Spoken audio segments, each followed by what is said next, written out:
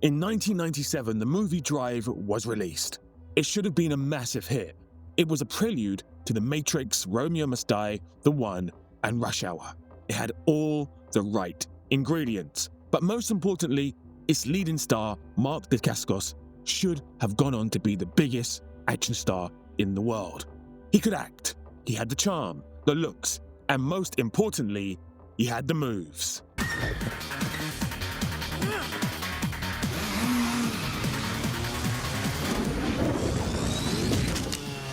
So, what went wrong? How did he go from this to this? Today's secret ingredient is wild salmon, turkey, tilapia, ham, pork. Dacascos was born in 1964, Honolulu, Hawaii. His father was a martial arts instructor and the founder of the One Hop Kyun Do system. As early as 4 years old, under his parents' tutelage, he went on to earn a 4th degree black belt. As he grew older, he formally studied Muay Thai, Capoeira, Wushu, Shinai, and Tai Chi. And he had zero interest in acting. Being inspired by the movie The Shaolin Temple, he actually wanted to be a writer or even a Buddhist monk. And then by chance, whilst teaching martial arts in San Francisco, he was spotted by an assistant director who offered him a chance to appear in the Wayne Wang movie Dim Sum, A Little Bit of Heart in 1985. It was a very small role. So small, in fact, that you won't see it, because it was cut. But this gave him the acting bug, and now in the mid-80s, with him hitting his 20s, he had purpose, he had direction, and he had drive. Yeah, that was a pun. Not funny. But what came was nothing. Nothing for 5 years. Many auditions, but nothing. Until 5 years later, he finally landed a role in Bioman. Only one thing could stop them. A team of brave freedom fighters led by Victor Lee, an expert in martial arts. Okay, so what is Bioman? Well, it was like the prototype for what would eventually become the Power Rangers. It's morphin' time! Dragon Sword! Mastodon! Pterodactyl! Triceratops! Saber-tooth tiger!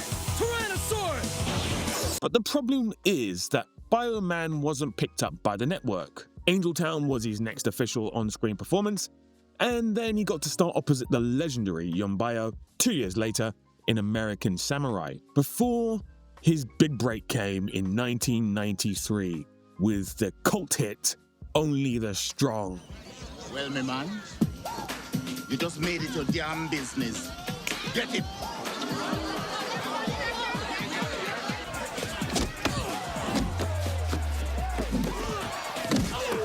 Now, I don't know what it was about the 80s and 90s, but they had a hell of a lot of movies that featured a bunch of unruly school kids who have to be manhandled or saved by school teachers. It was a craze. And this movie is part of that craze. Green Beret becomes a school teacher to a bunch of unruly, pesky kids and soon straightens them out via capoeira. I want you to turn that music up. I said turn it up! I like that. The capoeira, everything starts out with the jingo. It's pretty funny, doesn't it? It's the basis for moves like this. And this. You ready to try this yet? Nope, nope, nope, nope. To date, it remains the only Hollywood movie to showcase the martial art from start to finish. But it was also a major disappointment. But what was apparent, though, was that he had talent and on-screen presence. This led to Double Dragon, an adaptation of the video game. It's a great story.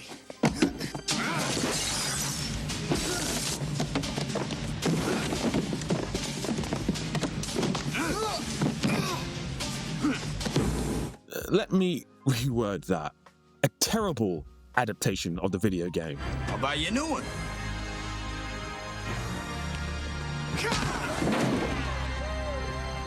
And from that came Redemption, Kickboxer 5, Deadly Past. They were both straight to video fare. So coming up to nearly 15 years in the business, and it was more miss than hit for him. Hollywood obviously saw raw talent, which is why they kept pushing him. But it wasn't Hollywood that was to be his true springboard. French director Christophe Gans was adapting a manga called Crying Freeman and thought Dacascos would be the perfect lead. He was right.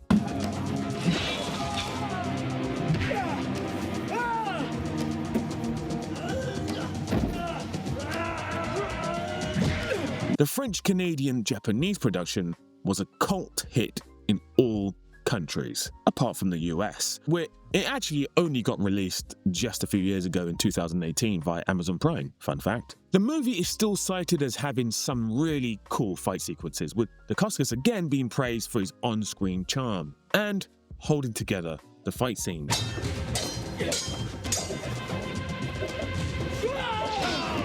So that was it, right? He had made it. Inevitably, what should come next is Hollywood and a massive big budget movie. He had made it. Well, kinda. Because Hollywood did come calling. It was a big budget movie. $40 million, in fact. A movie starring Val Kilmer, Marlon Brando, Tamara Morrison. The Island of Dr. Moreau was meant to be a huge hit. Look at these people! Instead, it was a shit show. Look at him! British newcomer director Richard Stanley was sacked just a few days into production. Marlon Brando went missing, and then when he wasn't missing, he was being fed his lines through an earpiece. Val Kilmer was a pain in the ass, which he openly admitted to years later. Marlon Brando and Val Kilmer were there to mess with the film as much as possible. I've dealt with some very, very difficult actors in my life, but I have never ever dealt with somebody like Marlon Brando. He wanted an ice bucket on top of his head. He'd covered himself in white paint. I think that's how the whole mini-me thing developed, of Marlon adopting this little guy. Hurricanes and wet weather killed the production, with the budget spiraling well beyond its $40 million budget, and Bruce Willis was meant to be in the movie, but then he wasn't in the movie.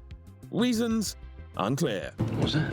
The movie is one of the most notorious ever for its production chaos. There's an amazing documentary called Lost Soul, The Doomed Journey of Richard Stanley's Island of Dr. Moreau. If you get a chance, check it out. A lunatic movie that's known as one of the worst films ever made. Amongst it all was Dacascos in a small 10-minute role. And, of course, it was not the hit everyone expected it to be, making well below its production budget.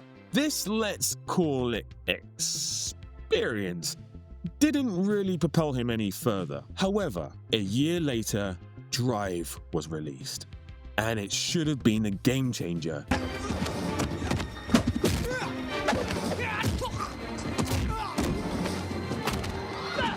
And in all honesty, this movie came out about 3 years too early. It was a breakneck pace, Hong Kong-esque action movie that showcased the Dacascos skills perfectly. After Rush Hour with Jackie Chan and The Matrix came out in 1998 and 1999 respectively, there was a huge clamour for more martial arts Western movies.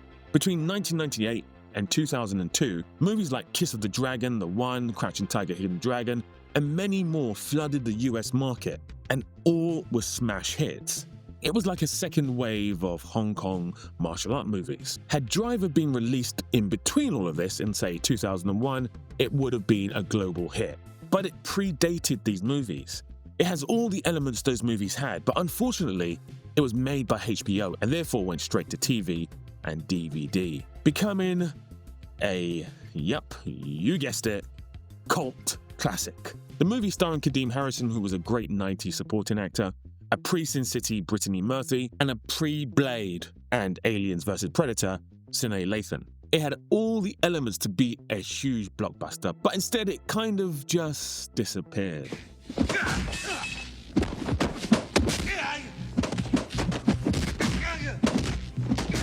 But all was not lost for Dacascos. He reunited with his Crying Freeman director, Christophe Gans, for Brotherhood of the Wolf 4 years later. It co-starred the early 2000s power couple, Vincent Cassel and Monica Bellucci. And it was a massive hit, a budget of $29 million and a $17 million box office, making it one of France's biggest international hits of the early 2000s. Was it another cult classic? You're goddamn right. And he also wasn't about to miss out on the early 2000s trend of American kung fu movies, when he starred in Jet Li headlining Cradle to Grave in 2003. It was another hit for him, grossing $56 million worldwide, pitting him up against the legendary Jet Li.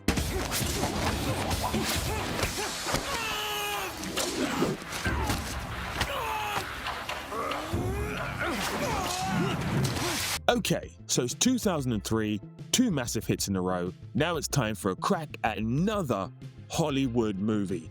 Big time success. This is the moment, right? Yeah, this is it. Well, in 2005 he did this. Let the battle begin! A feast that will move the culinary gods to rumble the heavens with thunderbolts of praise! Iron Chef America began airing in 2005 and lasted until 2018. Dacascos was involved in every single season, and this basically killed his movie career dead.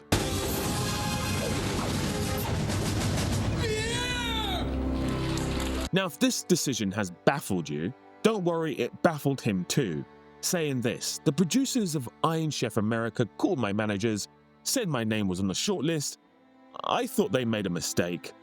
They know I kick, not cook. But then they assured me they did, having seen my work in Japan. The show even made a comeback on Netflix in 2022. Let us prepare for the biggest battle this kitchen has ever seen. Now let's get it right. He still acted, playing the lead villain in the reboot of Hawaii Five-0 for a decade between 2010 and 2020.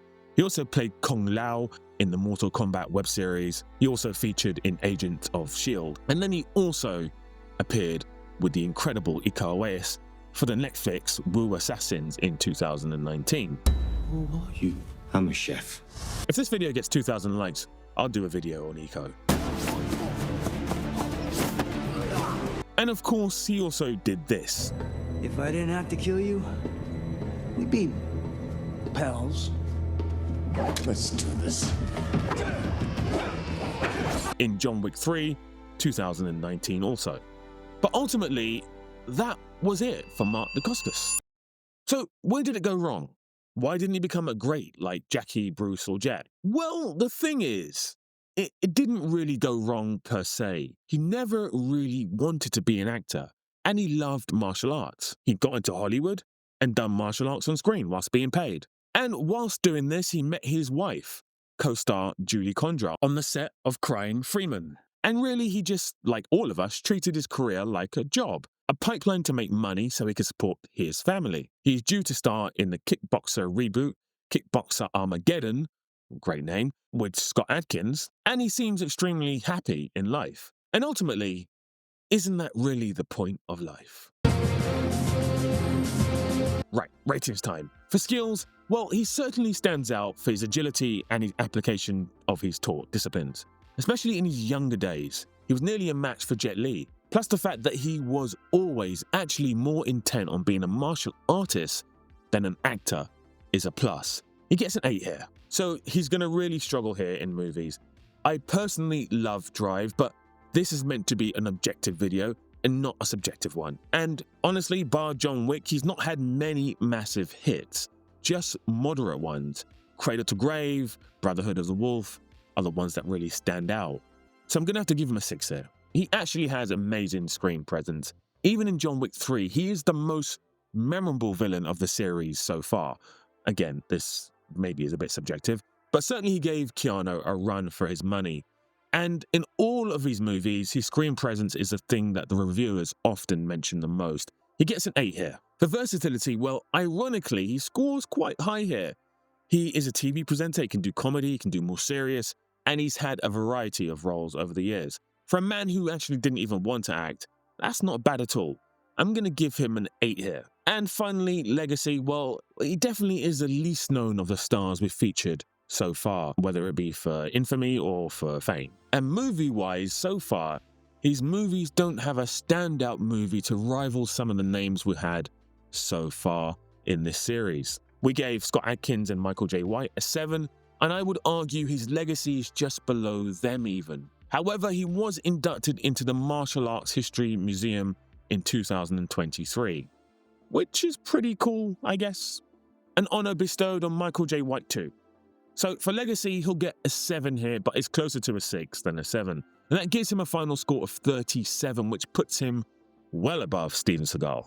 I think you might be hearing that phrase quite a lot in this series. Well, that's it for Dacascos. He could have been a true great in a parallel universe, but it wasn't to be. However, I just remembered he voiced a character in the Netflix series Blue Eye Samurai, which is an awesome martial arts show if you've not seen it. It's so damn good. Also, check out Shogun. It's absolutely incredible if you haven't seen it. I'm still thinking about that right now. In fact, you know what? This video's over. I'm off to watch them both. Thank you so much to your wonderful Patreon members. You guys are absolutely fantastic. You keep the channel going. And if you want to be a Patreon member, just click the link in the description. And remember, 2,000 likes on this video and you get an Iko Uwais video. Peace out. Big love.